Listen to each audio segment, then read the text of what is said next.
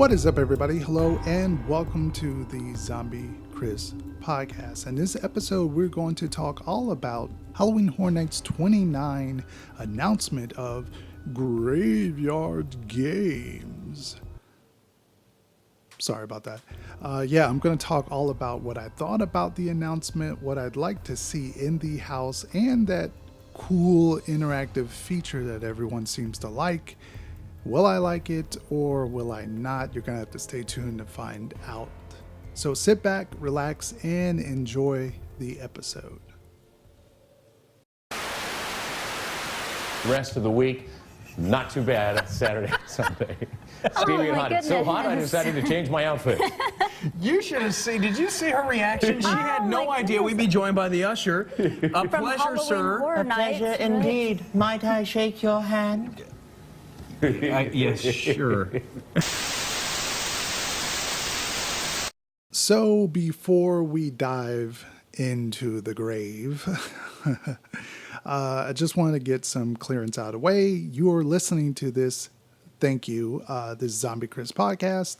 And if you want to reach me with any kind of topic ideas, if you want to respond to anything you like on the show or anything you want to see me cover in future episodes, you can reach me on Twitter and Instagram at ZombieCT.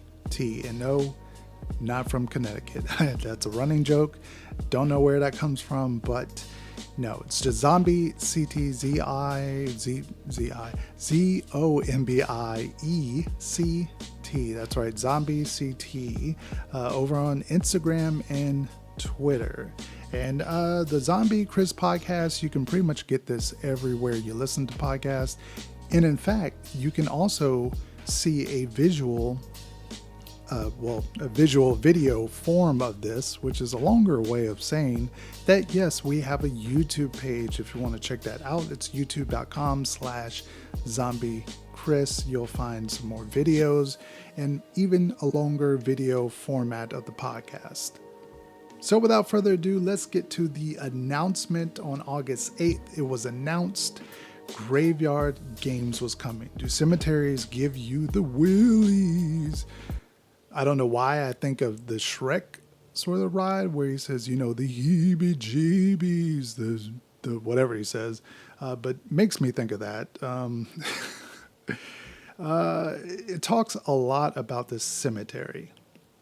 Now, the first thought I had is we're going back into a cemetery. Okay, what we did with Winter's Night, because I love that house. Just watched some videos on that. I believe it was Halloween Horror Nights 21. It was Winter's Night. And you can see, if you look at pictures and video, that it was a beautiful way of doing sort of this graveyard and the snow covering and the effects of the ghost sort of looking palish, but sort of like winterish in ways, if that's a word, winterish. But that was a beautiful house. It was a way of doing sort of like, the same thing that we're getting here, just more with a winter aspect, as opposed to this just being sort of a normal nighttime, I guess, type of situation. It says that we're going to meet ghosts of every shape, rise from tombstones. It depends on how the ghosts are going to look. I'm assuming a lot of like natural sort of makeup, type of tactics. Not a lot of mask, I would hope. Some beautiful ghosts, kind of almost like almost like when they do a lot of like shading on human characters. I think of like a lot of the ghost characters from the Western Ghost House, which I'm sure people are screaming right now. Ghost Town, I want to say, or Lightning Gulch. I don't remember the first part of it, but a lot of the makeup they had in that, I'm believing that's how we're going to have the ghost be in this house particular. And it says we're going to meet skeleton beings, ghost apparitions. Hopefully there's some really cool effects in here. Maybe some kind of screen effects. That would be kind of neat.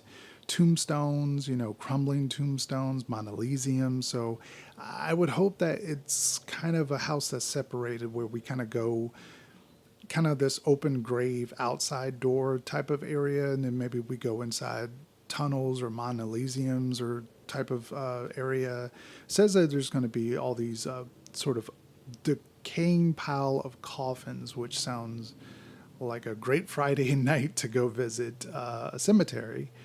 And yeah, that's what I was thinking. That I don't know where I stand on this. I'm sort of just okay on this announcement. It didn't really hype me up, but it wasn't necessarily like boo, you know, like I wasn't feeling like this was just awful. It was just feeling like, well, you know, that's okay. We'll see it when we see it, and maybe it might be fun, might be good, might be a Horror Nights classic, or it might be just okay.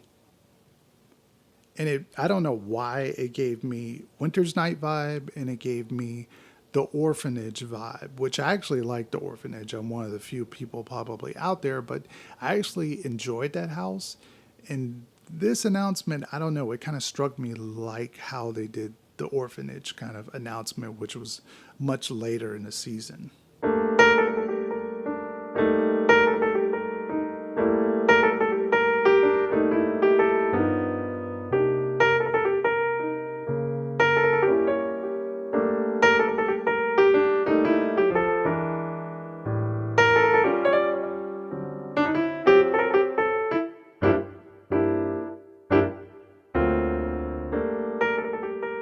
Now, what they said about this is that it's actually going to have Facebook Messenger. Oh man, let me read this to you. Before you enter the haunted house, take the opportunity to chat with a few of local teens and storytellers of the town. Starting September 6th, all you need is your phone and open Facebook Messenger to the Halloween Horror Nights page. You'll learn the history and the spooky legends of cemetery keeps. Better to prepare for what awaits you. Yeah, I'm just going to let the cat out of the bag.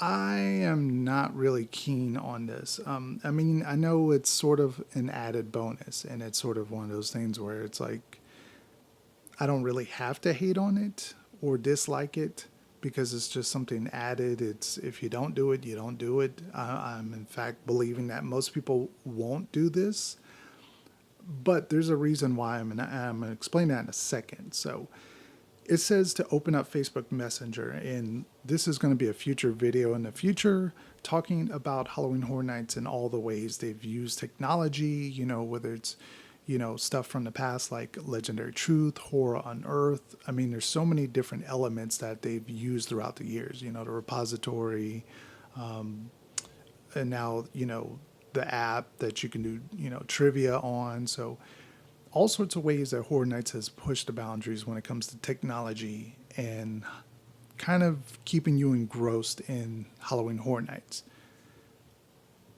But for them to just say you're using Facebook Messenger, I felt a little let down by this announcement, because I'm not going to do this unless it's really, really cool, or unless it adds something to the house, like there's some sort of interactive feature. I don't see myself using this in any kind of way, shape, or form. One, it uses up data, and yes, they have Wi-Fi there, but everybody's on it, so it's not the best. And two, and most importantly, Facebook Messenger is going to drain your battery like crazy. So imagine like staying in line for a good 20 minutes and being on Facebook Messenger, and then you get out of the house and you're like, dang, I'm now down to like 60% or 50%, you know. It's just one of those things where it's like, if it had been in the way I would have done this is, if you've ever been to Halloween Horror Nights in Hollywood, and they do this every single year, usually there's a house and they have a certain character that's waiting outside a house. So I know Dusk Till Dawn, I believe they had one of the Gecko brothers. For Insidious, they had I forget what they're called, the specialist guys. They had them kind of waiting outside the house. And typically you can go up to them and have a conversation, and they tell you a password to say on Twitter, and you would get something sort of free for saying it. How cool would it have been for Horror Nights to have some sort of interactive feature where they split the party of like, I don't know, like 10 or 15 or 20 people. You go into the front of the facade area. You're staying around. You get to interact and talk with actual, like, the teenagers or old people or something, and you just get to listen to them tell you this story, or you get to ask certain questions or stuff like that. And then maybe some kind of like e-prompt goes off, which you know what e-prompt is basically, it's like a button or a special effect like the lightning or like a flash. That goes off, and then the teenagers and the old people disappear, they run off, and then there's a scare, and then you go into the house. I thought that would have been cooler. It would have gave you that sort of sense of reality. You're talking with someone, you're talking with one of the teenagers, as opposed to chatting with them through Facebook Messenger. Also, the biggest pet peeve is people that do things in the lines at Horror Nights. You know, biggest pet peeve is like people skipping in line, people smoking in line, and third, people not paying attention in the line. How many times have you been in a line and you stood there and go, why are we not moving? And you look ahead and you're saying, oh yeah, that person is on their phone. They're playing What's Up or Heads Up. They're doing something. Oh, they're not paying attention to the people that are in front of them that moved. So why would I want to increase that happening with people playing on their phones, talking on Facebook Messenger, and not moving ahead to keep the line moving?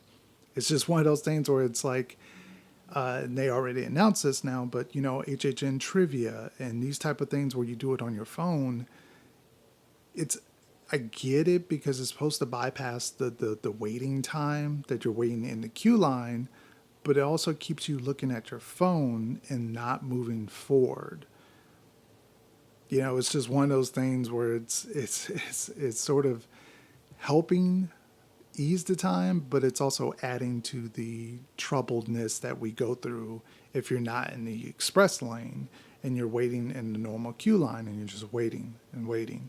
You're like, please move up, please move up. So it's just, I'm not really keen on this idea. I thought it was a little lazy, and I know people are going to hate me for saying that, but I felt it was just a little lackluster in saying like, oh, we have this really cool interactive way. You open up Facebook Messenger, and it's like,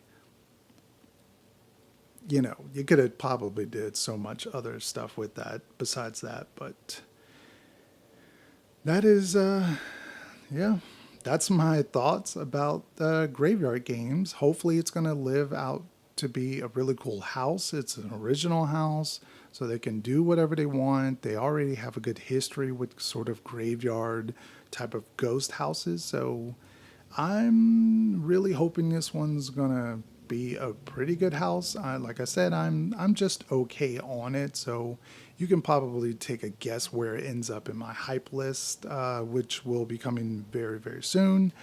And that's how I felt about the interactive feature. That is it for this little bonus podcast where I talked about the Graveyard Games. If you enjoyed these podcasts, please, if you're listening over on iTunes, write us a review. It will greatly help out the podcast. If you're watching this on YouTube, leave it a thumbs up, subscribe to the channel. It helps things out in the future. And thank you guys for listening. Thank you guys for all the support. If you want to reach me over on Twitter and Instagram, it's simple. ZombieCT. That's it. Not from Connecticut, but just ZombieCT. ZombieCT. And if you want to reach me anywhere else, I'll have it down in the show notes or the description box, wherever you're listening or watching this. Thank you guys for all the support. And I will see you on another episode of the Zombie Chris Podcast. This is me signing off. Thank you guys. Have a good night and see you in the graveyard. Heebie-jeebies. All right, peace out.